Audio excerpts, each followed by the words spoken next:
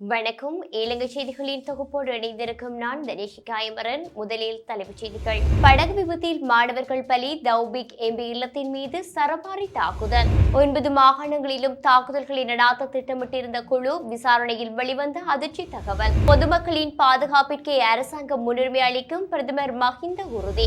மாவீர நாள் தொடர்பில் ஊர்காவல்துறை நீதிமன்றம் அதிரடி உத்தரவு. பட்ஜெட்டிற்கு ஆதரவு. 4 பாராளுமன்ற உறுப்பினர்கள் கட்சி உறுப்புரிமையிலிருந்து இடைநிறுத்தம்.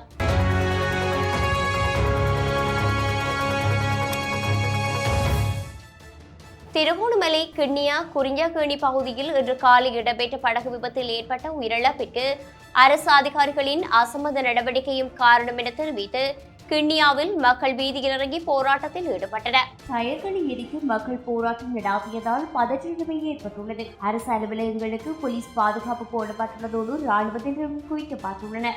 இதேவேளை படகு விபத்தில் 6 மாணவர்கள் உயிரிழந்த சம்பவத்தால் ஆத்திரமடைந்த கிண்ணியா மக்கள் திருகோணமலை மாவட்ட நாடாளுமன்ற உறுப்பினர் எம்.எஸ்.எம். தௌபீக் நிலத்தின் மீது தாக்குதல் நடாத்தியுள்ளனர். இந்த படகு சேவை தொடர்பில் உரிய நடவடிக்கைகள் அரசு அதிகாரிகளும் அரசியல்வாதிகளும் மேற்கொள்ளவில்லை என மக்கள் குற்றம் சாட்டியுள்ளனர்.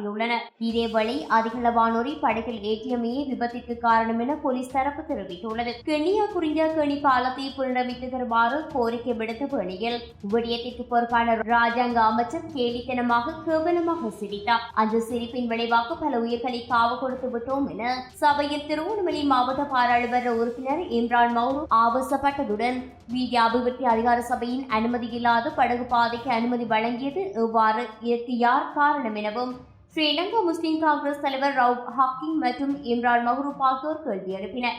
இதேவேளை எதிர்க்கட்சித் தலைவர் சஜித் பிரேமதாச தனது அனுதாபத்தை சபையில் முன்வைத்தார். பாராளுமன்றத்தில் இன்று சபாநாயகர் மைரிஜாபே அபேவர்த்தன தலைமையில் சபை அமர்வுகள் கூடிய வேளையில் மேற்கண்டவாறு தெரிவிக்கப்பட்டுள்ளது.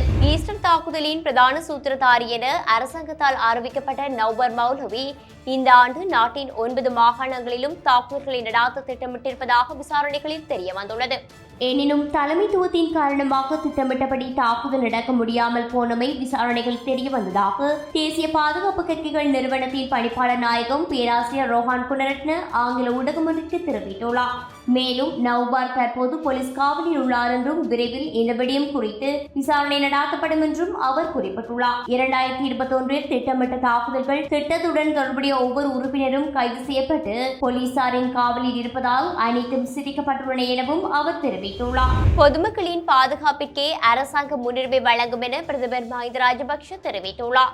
பாராளுமன்றத்தில் இன்று இடம்பெற்ற 2022 ஆண்டுக்கான வரவு செலவு திட்டத்தின் குழுநிலை விவாதத்தின் போதே அவர் இவ்வாறு குறிப்பிட்டுள்ளார். அரசாங்கத்திற்கான ஆரம்ப அறிக்கையை வெளியிட்ட பிரதமர் புதிய அரசியலமைப்பிற்கான வரைவு தற்போது வகுக்கப்படுவதாகவும் தெரிவித்தார். இதன் பின்னர் நாடாளுமன்ற உறுப்பினர்களின் விவாதத்திற்கு முன்வைக்கப்படும் எனவும் தற்போதைய அரசாங்கம் பொதுமக்களின் பாதுகாப்பிற்கு முன்னுரிமை வழங்குவதாகவும் மக்கள் பாதுகாப்பு தொடர்பான தீர்மானங்கள் உரிய நேரத்தில் எட்டப்பட்டதாகவும் குறிப்பிட்டார். மேலும் கொரோனா தொற்றால் பாதிக்கப்பட்டுள்ள பொருளாதாரத்தை மீள கட்டியெழுப்ப அரசாங்கம் திட்டமிட்டு வருவதாகவும் இதற்கு அமைவாக குறுகிய கால மற்றும் நீண்டகால திட்டங்களுடன் கூடிய வரவு செலவு திட்டத்தை நிதியமைச்சர் ஃபசல் ராஜபக்ஷ சமர்ப்பித்தார் எனவும் அவர் தெரிவித்துள்ளார். மாவீர நாளுக்கு தடை கோரிய போலீசார் முன்வைத்த விண்ணப்பத்தை ஊர்காவல்துறை நீதிமன்றம் இன்று தள்ளுபடி செய்து உத்தரவிட்டுள்ளது. ஊர்காவல்துறை நீதிமன்றத்தில் ஊர்காவல்துறை போலீசார் 5 பேருக்கு எதிராகவும் நெடுந்தீவு போலீசார் 1 எதிராகவும் மாவீர நாள் நினைவேந்தலை அனுஷ்டிக்க தடை உத்தரவை பிறப்பிக்க கோரி மனு தாக்கல் செய்தனர். இதன்போது பிரதிவாதிகள் சார்பில் சிரேஷ்ட சட்டத்திரணி என் ஸ்ரீகாந்தா, கனகரட்னம் சுஹாஸ் உள்ளிட்டோர் ஆஜராகி தடை உத்தரவை பிறப்பிக்க கூடாது என வாதம் செய்தனர். இதனை விசாரித்த ஊர்காவல்துறை நீதிவான் அந்த மனுவை தள்ளுபடி செய்து உத்தரவிட்டார். அகில இலங்கை மக்கள் காங்கிரசின் முடிவுக்கு எதிராக 2022 ஆண்டுக்கான பாதீட்டிற்கு ஆதரவளித்த நாடாளுமன்ற உறுப்பினர்களான இஷ்காக் ரஹ்மான், அலி சப்ரி ரஹீம், முஷாரப் முதுநபின் ஆகியோரின் கட்சி உறுப்புரிமையை இடைநிறுத்த தீர்மானிக்கப்பட்டுள்ளது. நாட்டில் ஏற்கனவே மழையுடனான சீரற்ற காலநிலை நீடித்து வரும் நிலையில் இன்று குறித்த திணைக்களம் இவ்வாறு அறிவிப்பு வெளியிட்டுள்ளது. அக்கட்சியால் வெளியிடப்பட்ட அறிக்கையில் இந்த விடயம் குறிப்பிடப்பட்டுள்ளது. அரசாங்கத்தால் முன்வைக்கப்பட்டுள்ள 2022 ஆண்டுக்கான பாதீடு மீதான வாக்கெடுப்பில் கட்சியின் நாடாளுமன்ற உறுப்பினர்களான கட்சியின் தலைவர் ரிசாட் பதியுதீன், இஷ்காக் ரஹ்மான், அலி சப்ரி ரஹீம் மற்றும் முஷாரப் முதுநபின் ஆகிய 4 பாதீட்டுக்கு எதிராக வாக்களிக்க வேண்டும் என கட்சியின் அரசியல் அதிகார சபை கூட்டத்தில் ஏகமனதாக தீர்மானிக்கப்பட்டிருந்தது. குறித்த தீர்மானம் நாடாளுமன்ற உறுப்பினர்கள் 4 அறிவிக்கப்பட்டிருந்த நிலையில் கட்சியின் தலைவர் தவிர்ந்த ஏனைய 3 கட்சியின் தீர்மானத்திற்கு எதிராக பாதத்திற்கு ஆதரவாக வாக்களித்திருந்தனர். இது தொடர்பில் கட்சியின் அரசியல் அதிகார சபை கூட்டம் கூடிய போது ஆராயப்பட்டது. இதன்போது கட்சியின் தீர்மானத்திற்கு எதிராக பாதத்திற்கு ஆதரவாக வாக்களித்த நாடாளுமன்ற உறுப்பினர்களான இஷ்காக் ரஹ்மான், அலிசப்ரி ரஹீம், முசாரப் முதுநபின் ஆகியோரை கட்சியின் உறுப்புரிமையிலிருந்து இடைநிறுத்துவதாகவும் அவர்களுக்கு எதிராக ஒழுக்காற்று நடவடிக்கைகளை மேற்கொள்வதாகவும் ஏகமனதாக தீர்மானித்துள்ளது. இதனையடுத்து கட்சியின் தீர்மானத்தை மீறிய மேற்படி 3 கட்சி உறுப்புரிமை இடைநிறுத்தப்படுவதுடன் அவர்களுக்கு எதிரான ஒழுக்காற்று நடவடிக்கை கட்சியால் மேற்கொள்ளப்படும் என அக்கட்சியின் செயலாளர் நாயகம் எஸ் சுபைதீன் தெரிவித்துள்ளார். கொரோனா வைரஸ் தொற்றாளர்களின் எண்ணிக்கை நாளாந்தம் அதிகரித்து வருவதால் எந்தவொரு சந்தர்ப்பத்திலும் நாட்டை மீண்டும் முடக்கு நிலை உருவாகலாம் என பிரதேச சுகாதார சேவைகள் பணிப்பாளர் நாயகம் விசேட வைத்திய நிபுணர் ஹேமந்த ஹேரத் தெரிவித்துள்ளார். இதற்கான சுகாதார வழிகாட்டல்களை மாத்திரமே வெளியிட வேண்டியுள்ளதாகவும் அவர் குறிப்பிட்டுள்ளார்.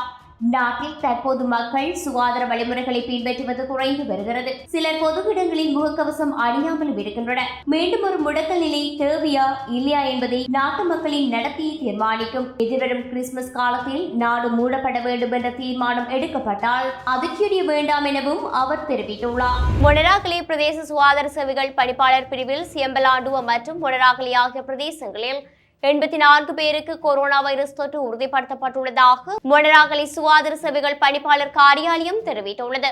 சியம்பலாண்டுவ பிரதேசத்தில் 53 பேருக்கும் மொனராகலை பிரதேசத்தில் 31 பேருக்கும் கொரோனா தொற்று உறுதிப்படுத்தப்பட்டுள்ளது. தற்போது மொனராகலை பொது வைத்தியசாலையில் 37 பேர் கொரோனா தொற்று சிகிச்சை பெற்று வருவதுடன் 3 பிள்ளைகளின் தாயொருவர் இன்று உயிரிழந்தார்.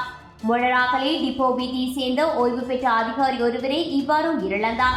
கொரோனா வைரஸ் தொற்றுக்குள்ளான தென்கிழக்கு பல்கலைக்கழகத்தை சேர்ந்த 37 மாணவர்கள் அட்டாளைச்சேனை கோவிட் இடைத்தங்கல் முகாமில் சிகிச்சைக்காக அனுமதிக்கப்பட்டுள்ளதாக கல்முனை பிராந்திய சுகாதார சேவைகள் பணிப்பாளர் வைத்தியர் ஜி சுகுணன் தெரிவித்துள்ளார்.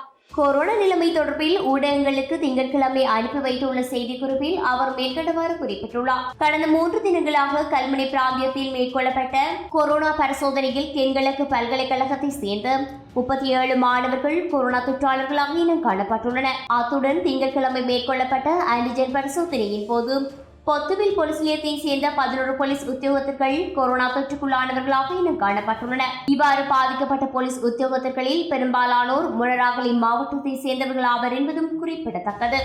பாராளுமன்ற உறுப்பினர் மஹிந்த சமரசிங்க இன்னும் சில நாட்களில் தனது பதவியிலிருந்து ராஜினாமா செய்ய உள்ளதாக அறிவித்துள்ளார்.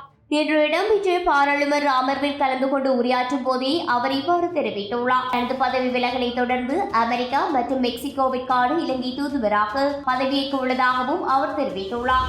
கிளைபோசெட் உள்ளிட்ட 5 கிருமி நாசினிகள் மீது விதிக்கப்பட்டிருந்த தடையை நீக்குவதாக வர்த்தமானி அறிவித்தலில் வெளியிட்ட பீடைக்கொல்லி பதிவாளர் ஜே கொடி ஆராய்ச்சி கே சுமித் பதிவாளர் பதவியிலிருந்து நீக்கப்பட்டுள்ளார் என விவசாயத்துறை அமைச்சு அறிக்கை வெளியிட்டுள்ளது. கிளைபோசெட் உள்ளிட்ட 5 கிருமி நாசினிகளை பயன்படுத்துதல் மற்றும் விற்பனை செய்தல் ஆகியவற்றை தடை செய்யும் வகையில் நேற்று பீடைக்கொல்லி பதிவாளரால் வெளியிடப்பட்ட வர்த்தமானி செல்லுபடியற்றதாகும். கிளைபோசெட் உள்ளிட்ட 5 கிருமி நாசினிகள் மீது விதிக்கப்பட்ட தடை தொடர்ந்தும் அமுலில் இருக்கும் என்றும் விவசாயத்துறை அமைச்சர் மஹிந்தானந்த அழுத்கமகே அறிவித்துள்ளார். உயிர்த்த ஞாயிறு தின தாக்குதல் சம்பவ தொடர்பில் நவ்பர் மௌலவி உட்பட 25 பேருக்கு எதிரான வழக்கு விசாரணைக்கான நாள் குறிக்கப்பட்டுள்ளது.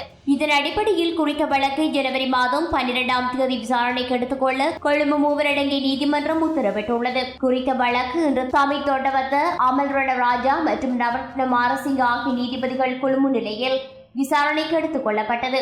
இதன்போது பிரதிவாதிகள் மிகுந்த பாதுகாப்புடன் நீதிமன்றத்துக்கு அழைத்து வரப்பட்டனர். பூநகரி பிரதேச சபையின் 2022ஆம் ஆண்டுக்கான வரவு செலவு திட்டம் ஆளும் தமிழ் தேசிய கூட்டமைப்பினாலேயே தோற்கடிக்கப்பட்டுள்ளது. 2022ஆம் ஆண்டுக்கான வரவு செலவு திட்ட வாக்கெடுப்பு இன்று பிரதேச சபையில் இடம்பெற்றது.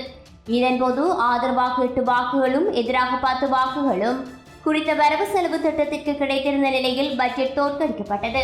இத்துடன் இலங்கை செய்திகளின் தொகுப்பு நிறைவடைகின்றது. வணக்கம். இது போன்ற செய்திகளை தெரிந்து கொள்ள சமூகம் நியூஸ் சேனலை சப்ஸ்கிரைப் செய்து அருகில் உள்ள பெல் பட்டனை கிளிக் செய்யுங்கள். மேலும் இது போன்ற செய்திகளை உடனுக்குடன் தெரிந்து கொள்ள சமூகமீடியா.com என்ற இணையதளத்தின் வாயிலாகவும் எங்களுடன் இணைந்திருங்கள்.